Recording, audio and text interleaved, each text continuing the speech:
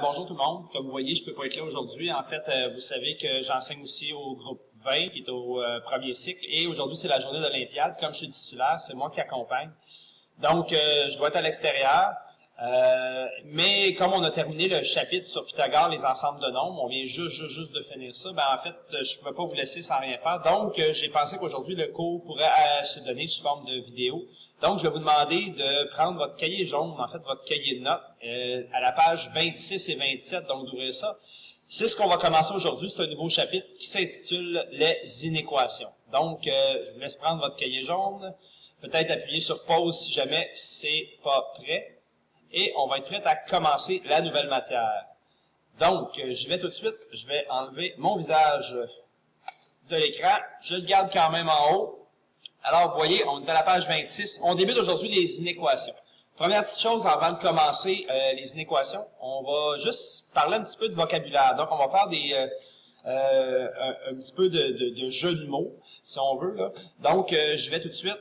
Premier mot, une égalité. Juste vous rappeler qu'une égalité, en fait, c'est une relation qui indique deux grandeurs qui ont la même valeur. Donc, bien simple. Donc, si je prends 5 plus 2, ça a une certaine valeur. C'est égal à 7. Donc, j'ai réussi à créer une égalité. Même chose, 3 plus 1 égale 2 fois 2. Donc, ça pourrait être un exemple d'égalité. On utilise le symbole égal et il n'y a rien de spécial. Alors qu'une équation, la différence entre une égalité et une équation, que vous avez rencontré l'année passée, la différence, c'est que l'égalité va impliquer des variables. Donc, plusieurs inconnus, il pourrait en avoir une seule, mais des variables. Donc, dans le fond, quand on va parler d'équation, on va avoir une égalité, donc encore une fois, le symbole égal. Par contre, il va y avoir une inconnue. Généralement, on va utiliser x ou y, mais on pourrait utiliser d'autres variables.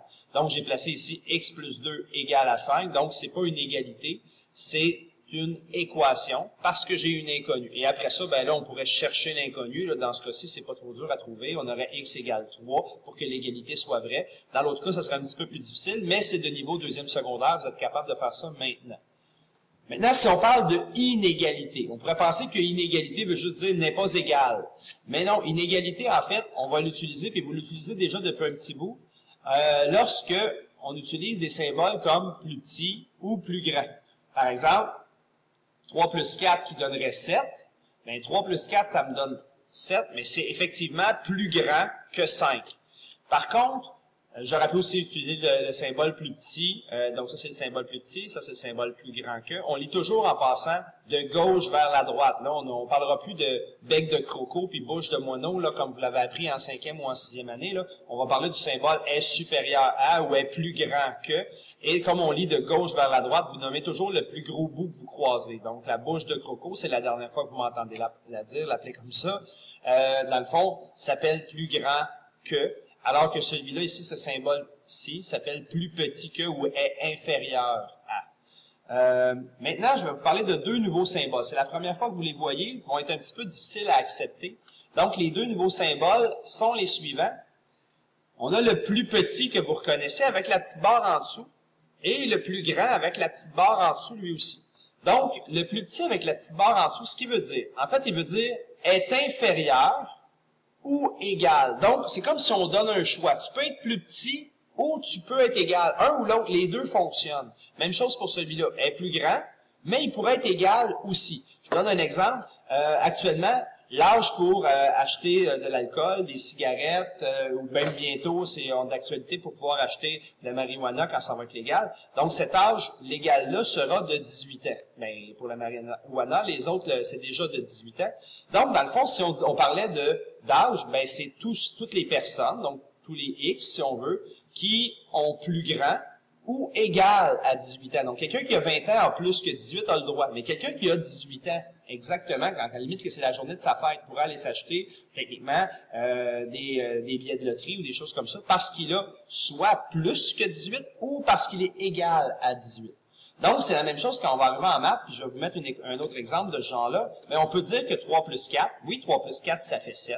C'est plus grand que 5, on l'écrit ici, mais on pourrait aussi dire, puis ça serait vrai de dire, 3 plus 4 est plus grand ou égal à 5. C'est un ou l'autre. Donc, 3 plus 4, la quantité 7, fait partie de tout ce qui est plus grand ou égal à 5. Dans ce cas-ci, c'est plus grand, mais le égal, je peux le rajouter aussi.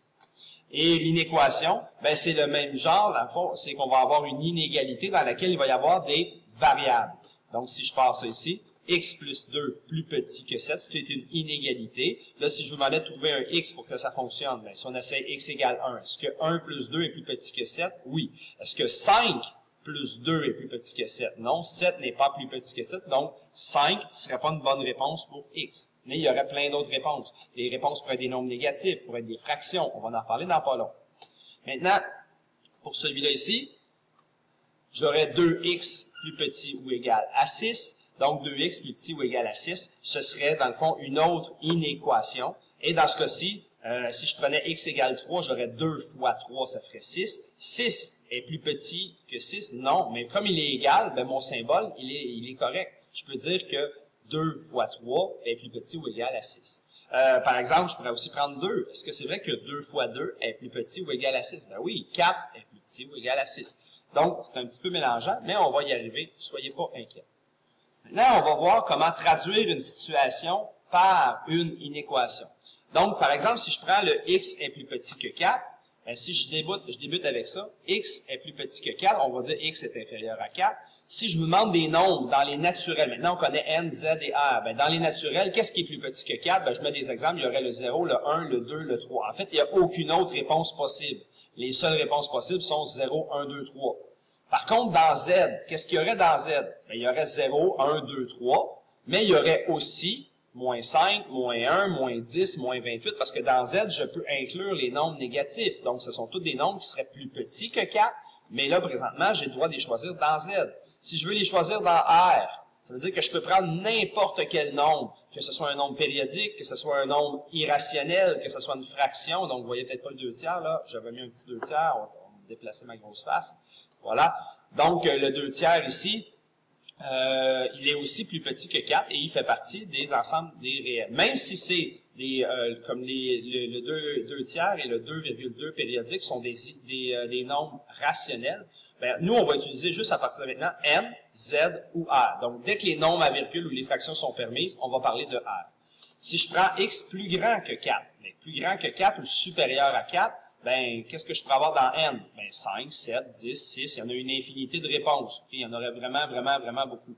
Dans z, ben, dans z, et ben, surprenamment, il y a encore juste 5, 7, 10. En fait, il y a 5, 7, 10, 8, 12, donc ces nombres-là. Mais je ne pourrais pas aller dans les nombres négatifs parce que je ne serais pas plus grand que 4. Donc, dans le fond, finalement, z m'apporte rien de plus que n me donnait. Dans les réels, ben, tous les nombres à virgule seraient possibles. Qu'est-ce qu'il y a? Il y aurait 550%, ça serait 5,5 ou 7,8, c'est plus grand que 4, et ça fait partie de l'ensemble des réels. Plus petit ou égal à 4, la seule différence entre celui-là et celui-là, c'est qu'on vient rajouter le 4. Dans ce cas-ci, voici, plus petit ou égal à 4, ben, ça peut être 0, 1, 2, 3, mais ça pourrait être 4 parce qu'on a le symbole égal. Des nombres qui seraient dans Z, maintenant. Ben, 0, 1, 2, 3, 4, ils font tous partie de Z, mais je pourrais rajouter à ça des nombres négatifs, moins 5, moins 1, moins 26, par exemple. Dans R, maintenant, les nombres qui sont plus petits ou égaux à 4, ben, il y aurait encore une fois le 4, et racine de 15, si je le pitonne, ça me donnerait 3, quelque chose, et je suis certain que ça ici, c'est bien un nombre réel qui est plus petit ou égal à 4. Plus grand ou égal à 4, donc je termine avec ça, on pourrait prendre 4, 5, 7, 10, pour dans Z, ben, les mêmes réponses, en fait, 4, 5, 7, 10, 6, 8. L'important, c'est que ce soit plus grand ou égal à 4, mais Z apporte rien de plus que N, parce que je peux pas aller dans le négatif. Et finalement, dans R, ben, on permet les nombres à virgule, 4,00, 4,11, sont supérieurs ou égales à 4. Maintenant, dernière petite chose pour cette page-ci. Donc, pour cette page-ci, on a la vitesse maximale permise. Donc, vous avez tous déjà vu ces deux pancartes-là. En fait, souvent, ils viennent en combo sur l'autoroute. Quand on roule sur l'autoroute, on voit que le maximum, la vitesse permise, c'est 100 km/h. Et le minimum, c'est 60 km/h. Pour des raisons de sécurité, on ne veut pas que les gens roulent trop lentement. C'est aussi dangereux quelqu'un qui roule lentement que quelqu'un qui roule rapidement. Par contre, je suis pas en train de vous parler de ce qui est la réalité. La réalité, c'est plus que ça. Souvent, les gens roulent plus que ça, mais je vous parle au niveau de la limite. Donc, maintenant, au niveau de la limite. Si on vous dit que la vitesse maximale est de 100 km/h, on pourrait dire que la vitesse, V, tolérée sur l'autoroute, ou ce qui est légal sur l'autoroute, c'est toutes les vitesses qui sont plus petites ou égales à 100. Et ce qui est aussi légal sur l'autoroute, c'est toutes les vitesses qui sont plus grandes ou égales à 60. Donc, il faut absolument être, si on veut, entre 60 et 100. Quand on est coincé entre deux, donc il y a un minimum puis un maximum, à ce moment-là, il va y avoir une façon d'écrire ça. Et cette façon-là de pouvoir l'écrire, je vous l'écris ici. En fait, ce qu'on va mettre, c'est notre V, c'est pour notre vitesse. Si je lis dans ce sens-là, on va le lire, vous allez voir, les inéquations se lisent dans les deux sens. Une vitesse, si je la lis dans ce sens-là, la vitesse est plus petite ou égale à 100 pour être légale. Mais je pourrais aussi le lire dans l'autre sens. Ma vitesse doit aussi être plus grande ou égale à 60. Si je pars du V, à ce moment-là, c'est le grand bout que je vois en premier, là. Donc, la vitesse doit être plus grande ou égale à 60. Finalement, ce qu'on doit remarquer, c'est que si je veux les placer, j'ai juste à mettre mes deux nombres, installer mon V entre les deux, parce que V est coincé entre 60 et 100. Le nombre, quand il est coincé entre deux, il va toujours être plus grand que celui-là, et il va toujours être plus petit que l'autre d'après. Donc, finalement, les deux symboles qui sont là vont toujours être plus petits ou égales, parce que 60 va toujours être plus petit ou égal à la vitesse, et plus petit ou égal à 100. Alors, ça complète pour la première page, qui est la page 26. Je m'arrête ici pour cette vidéo-là, et on va s'en repartir un autre pour la page 27.